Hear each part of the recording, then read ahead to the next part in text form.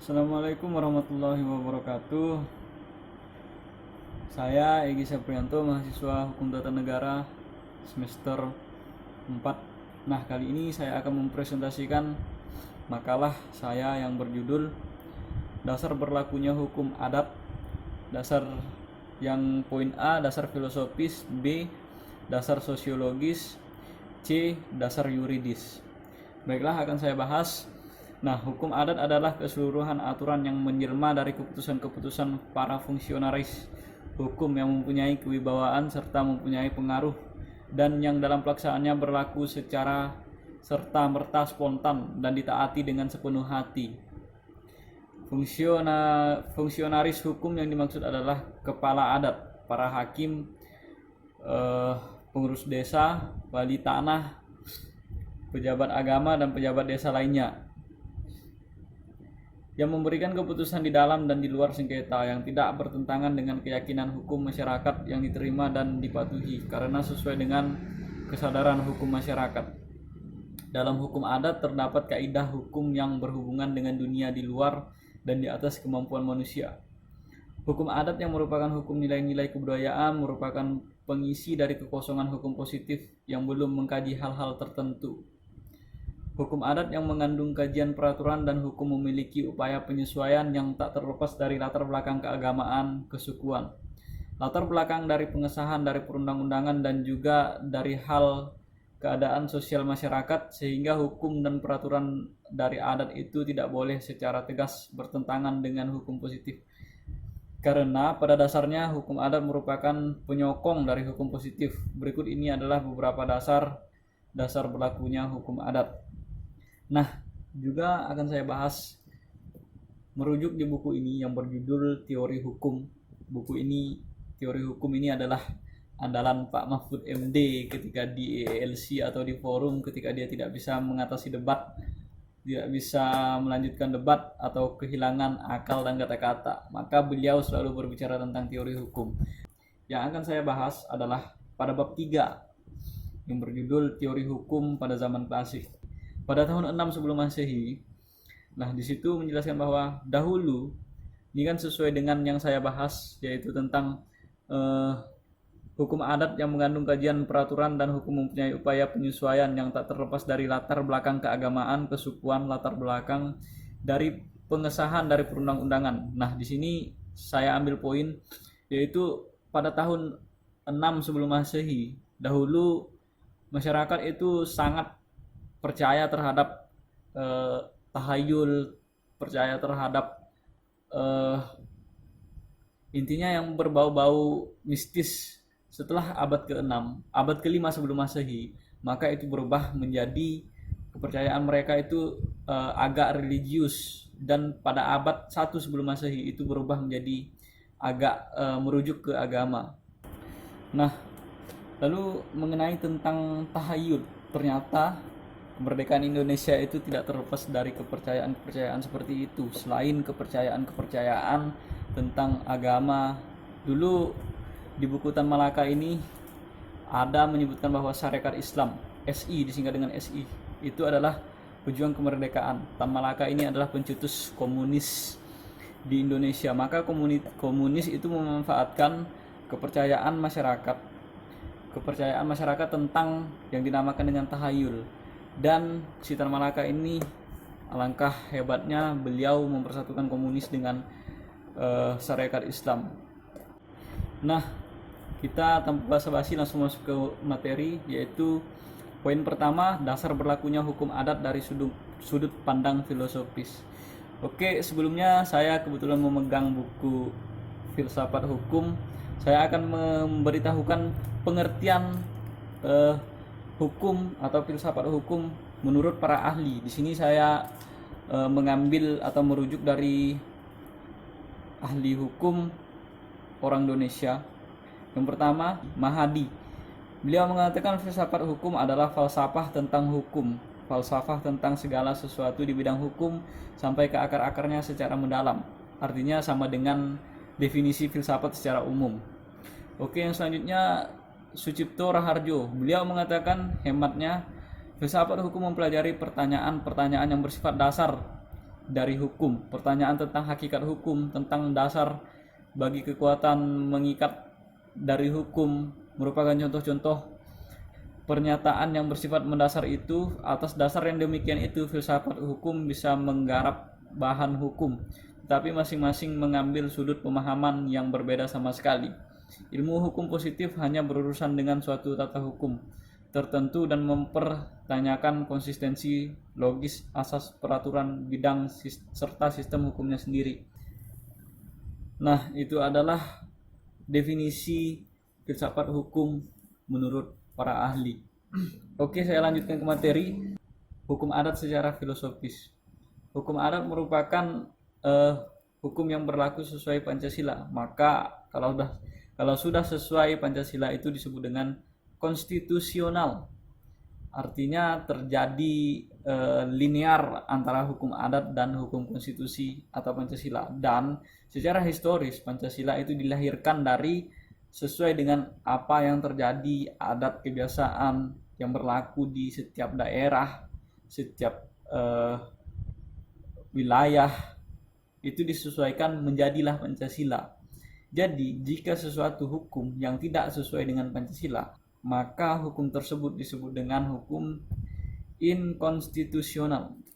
Nah, yang terjadi sekarang, banyak sekali anggota-anggota DPR itu membuat aturan yang kita katakanlah inkonstitusional. Sebab contoh RUU Omnibus Law. RUU Omnibus Law itu sangat inkonstitusional karena begini. Yang pertama, DPD tidak dikaitkan. DPD tidak dilibatkan dalam RUU Cipta Lapangan Kerja. Dan RUU Cipta Lapangan Kerja atau Omnibus Law itu inkonstitusional. Itu sangat bertentangan dengan Pancasila. Karena di pasal-pasal tersebut menyebutkan atau membahas tentang ketidakakuran atau ketidakadilan terhadap karyawan atau buruh, dan itu sangat bertentangan dengan Pancasila, keadilan sosial bagi seluruh rakyat Indonesia dan lain sebagainya. Oke, saya lanjutkan. Nah, nilai-nilai luhur yang terkandung dalam hukum adat sebenarnya sangat identik dan bahkan sudah terkandung dalam butir-butir Pancasila, seperti religio magis, gotong royong, musyawarah mufakat, dan keadilan, seperti yang saya bahas tadi di buku yang berjudul Teori Hukum. Nah, lalu dengan demikian Pancasila merupakan kristalisasi dari hukum adat, dan inilah yang merupakan filosofis berlakunya hukum adat. Masyarakat hukum adat dibentuk oleh sifat dan corak fundamental yang sangat menentukan, yaitu cara hidup gotong royong. Itu yang pertama dan utama, di mana kepentingan bersama lebih diutamakan daripada kepentingan pribadi maupun kepentingan golongan. Dan yang terjadi sekarang, kita juga tahu bahwa seluruh anggota DPR itu mengatakan bahwa dia bersama rakyat, tetapi tidak. Itu terjadi kepentingan-kepentingan pribadi maupun kepentingan golongan, yaitu dia tidak terlepas dari partai yang mengusungnya. Begitu juga presidensial, karena sistem presiden kita, sistem pemilihan kita menggunakan sistem presidential threshold. Masyarakat hukum adat adalah kesatuan-kesatuan kemasyarakatan yang mempunyai kelengkapan-kelengkapan untuk sanggup berdiri sendiri, yaitu mempunyai kesatuan hukum, kesatuan penguasa, dan kesatuan lingkungan, hidup berdasarkan hak bersama atas tanah dan air. Nah, yang lebih rasionalis menurut saya itu berdasarkan ucapan Margarito Kamis. Beliau adalah seorang pakar hukum tata negara. Beliau mengatakan seperti ini: hukum di Indonesia itu harus direkonstruksi, seperti dikembalikan ke hukum adat lagi. Bagaimana dengan hukum-hukum adat? Masyarakat itu lebih patuh, lebih hormat, dan masyarakat lebih takut. Bukan takut dalam artian yang negatif, tapi takut dalam pengertian yang disiplin. Bagaimana tidak? Contoh Yogyakarta yang masih menerapkan sistem hukum dahulu sampai sekarang. Rakyat lebih takut kepada sultan mereka, lebih takut kepada rajanya daripada kepada presiden. Dan juga Aceh yang masih menerapkan hukum-hukum dahulu sampai sekarang. Itu masyarakatnya itu sangat tertib, aman, dan kita juga ketahui bahwa di Aceh itu sangat terjadi keakuran antara pemerintahnya dan rakyatnya. Kalau kita di Indonesia memakai sistem hukum sekarang, itu sangat tidak akur antara rakyat dan pemerintah. Namun sayangnya ketika di zaman era globalisasi ini atau kecanggihan teknologi sudah meraba luas di kalangan masyarakat, maka hukum adat perlahan bergeserkan. Begitu juga tidak hanya hukum adat, kehidupan sosial seperti adat budaya itu juga sangat bergeser dari yang ketimuran menjadi ke barat-baratan. Nah, di situ yang disebut dengan westernisasi. Begitulah dari pandangan filosofis. Dan saya lanjutkan ke poin yang kedua, yaitu dasar berlakunya hukum adat berdasarkan sosiologis. Tidak kita pungkiri bahwa yang dikatakan oleh filsuf hukum terdahulu yang mengatakan bahwa ubi societas ibi ius, hukum hidup, tumbuh dan berkembang di masyarakat. Artinya ada hukum, ada masyarakat. Ada masyarakat, ada hukum. Nah, telah diketahui bahwa masyarakat Indonesia pada sekarang ini berada pada masa transisi, artinya satu masa periode di mana terjadi pergantian nilai-nilai atau kaidah-kaidah di dalam masyarakat yang kehidupannya lebih baik dari sudut kebudayaan dan struktur sosialnya. Maka masyarakat bersifat pluralistik atau pluralisme atau majemuk, sedangkan dari tatanan hukumnya sedang terjadi perubahan dari tatanan hukum tidak tertulis ke dalam hukum tertulis. Meskipun eksistensi hukum tidak tertulis tetap hidup dan berkembang di sebagian besar masyarakat hukum adat. Karena hukum yang tidak tertulis itu tidak bisa dipungkiri, bagaimanapun juga ketentuan hakim itu jika dia tidak merujuk kepada undang-undang atau tidak tertulis dalam konstitusi, maka dia boleh menggunakan sistem hukum yang kita ketahui atau yang kita pernah pelajari, yaitu hukum jurisprudensi.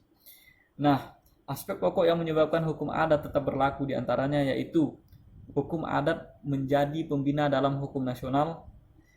Hukum adat menjadi sebagai sarana sosial kontrol. Hukum adat sesuai dengan fungsi hukum, yaitu sebagai alat untuk mengubah masyarakat. Seperti yang saya bahas sebelumnya, hukum adat menjadi pembina dalam hukum nasional. Yang saya bahas sebelumnya adalah suatu kejadian atau suatu aturan dari masyarakat, sesuatu aturan atau norma-norma yang berlaku pada suatu wilayah atau masyarakat, itu menjadi rujukan untuk dijadikan Pancasila. Maka Pancasila itu adalah konstitusi utama Indonesia. Nah, memang konstitusi yang tertinggi di Indonesia adalah Undang-Undang Dasar 1945. Akan tetapi Undang-Undang Dasar 1945 yang perlu kita ketahui adalah undang-undang tersebut merujuk kepada Pancasila. Hukum adat adalah hukum yang masih berupa hukum kerakyatan yang kedaerahan, karena hukum adat merupakan hukum non-statuar yang dalam sudut pandangnya jelas belum tertulis maupun tidak tertulis secara klausula hukum positif.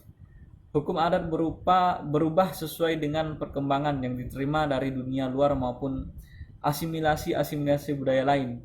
Hukum adat merupakan bentuk kontak sosial yang mengikat lebih tegas dalam adat istiadat, mengupayakan berbagai kemaslahatan sebagai tujuan bersama. Maka dari itu yang saya sebutkan tadi, Margarito Kamis yang menyebutkan bahwa hukum Indonesia harus direkonstruksi, jadi dikembalikan kepada hukum-hukum terdahulu. Dengan hukum tersebut, maka di situ tidak ada kepentingan. Baiklah, kita masuk ke dasar yuridis. Beberapa dasar yuridis mengenai hukum adat, di mana hukum adat dikaji dari segi pasal undang-undang dari pasal 2 Aturan Peralihan Undang-Undang Dasar 1945 dan Undang-Undang Nomor 19 Tahun 1964 Nomor 107 Tahun 1964 tentang pokok kekuasaan kehakiman, di mana disebutkan segala badan negara dan peraturan yang ada masih langsung berlaku selama belum diadakan yang baru menurut Undang-Undang Dasar ini. Nah, pada tanggal 10 Oktober 1945 dirumuskanlah Peraturan Nomor 2 yang hukum perdata material berlaku secara konkordansi bagi hukum Eropa, yakni di mana secara jelas akan berlaku hukum-hukum itu bagi orang Eropa, melainkan ketika berada pada posisi pensejajaran dengan kondisi di Indonesia yang mungkin tak dapat diselesaikan oleh hukum material.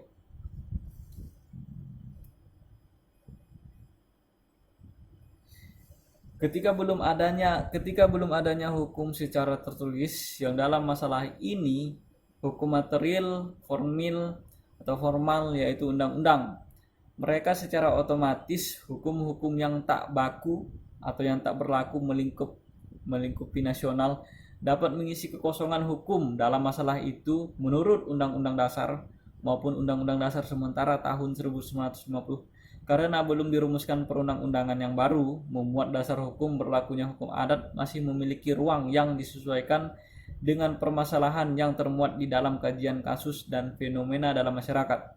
Hukum adat yang dikondisikan sebagai solusi kekosongan hukum disyaratkan sebagai hukum yang tak bertentangan dengan perundang-undangan. Berdasarkan hasil seminar hukum adat dan pembinaan hukum nasional di Yogyakarta tahun 1975 merumuskan kedudukan hukum adat sebagai berikut. Yang pertama, hukum adat merupakan salah satu sumber yang penting untuk memperoleh bahan-bahan bagi pembangunan hukum nasional. Yang kedua, pengambilan bahan-bahan dari hukum adat dalam penyusunan hukum nasional. Yang ketiga, di dalam pembinaan hukum harta kekayaan nasional, hukum adat merupakan salah satu unsur, sedangkan dalam pembinaan hukum kekeluargaan dan hukum kewarisan nasional merupakan intinya. Yang keempat, dengan terbentuknya hukum nasional yang mengandung unsur-unsur hukum adat, maka kedudukan dan peranan hukum adat itu telah tererat di dalam hukum nasional.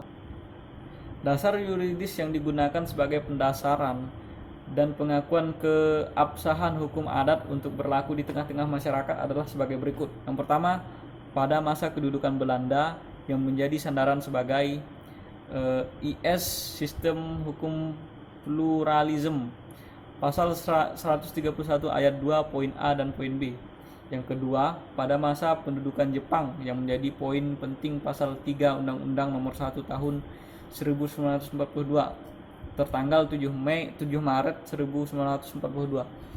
Isinya, semua badan-badan pemerintah dan kekuasaannya, hukum dan undang-undang dari pemerintah yang dahulu tetap diakui sah buat sementara waktu saja, asal tidak bertentangan dengan peraturan militer. Pada masa kemerdekaan yang menjadi penguat posisi hukum adat adalah pada pasal 2 aturan peralihan Undang-Undang Dasar 1945 yang berbunyi segala badan negara dan peraturan yang ada masih berlaku selama belum diadakannya yang baru menurut Undang-Undang Dasar ini. Dan pasal 104 ayat 1 Undang-Undang Dasar 1950 yaitu segala keputusan pengadilan harus berisi alasan-alasannya, dan dalam perkara hukuman menyebut aturan-aturan undang-undang dan aturan-aturan hukum adat yang dijadikan dasar hukuman itu.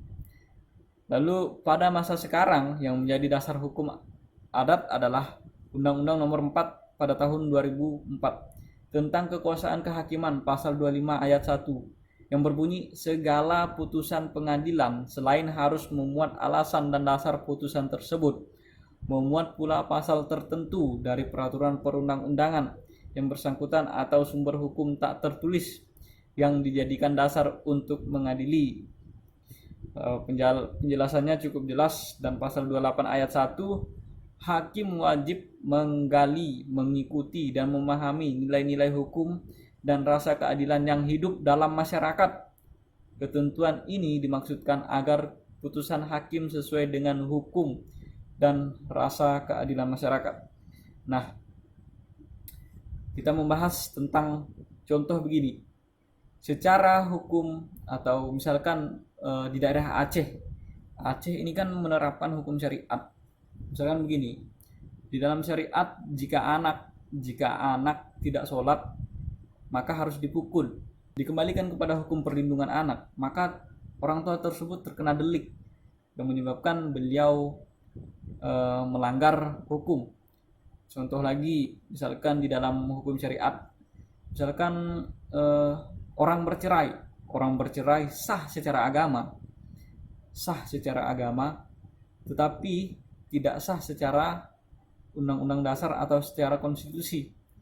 Ketika si suami, misalkan suami menikah lagi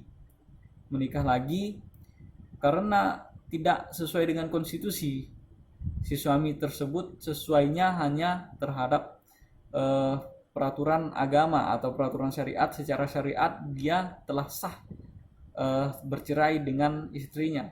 Ketika dibawa ke dalam ranah hukum konstitusi, maka dia dikatakan tidak sah bercerai.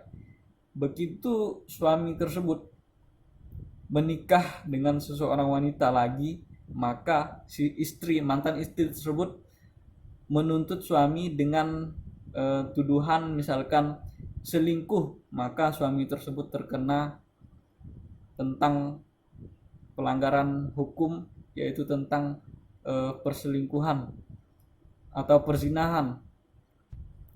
Itulah mengapa suatu peradilan itu harus dirujuk berdasarkan apa yang berlaku, bukan serta-merta di dalam konstitusi. Karena kita juga harus mengetahui bagaimana sih kondisi sosial mereka, bagaimana sih adat budaya tersebut. Sampailah di akhiran presentasi saya ucapkan terima kasih telah menyaksikan presentasi saya, dan saya ucapkan mohon maaf jika ada terdapat kesalahan atau kekurangan. Yang lebihnya datangnya dari Allah Subhanahu wa taala, dan yang buruknya datang dari saya pribadi. Sebelum mengakhiri presentasi ini, saya mengutip kata-kata dari Carl von Savigny, yaitu hukum itu jiwa rakyat. Jelaslah tugas penting di bidang hukum, bukan sibuk membuat aturan ini dan itu. Sebaliknya, yang perlu digiatkan adalah menggali mutiara nilai hukum dalam kandungan kehidupan masyarakat. Sekian dari saya. Akhir kata, wabillahi taufiq wal hidayah. Wassalamualaikum warahmatullahi wabarakatuh.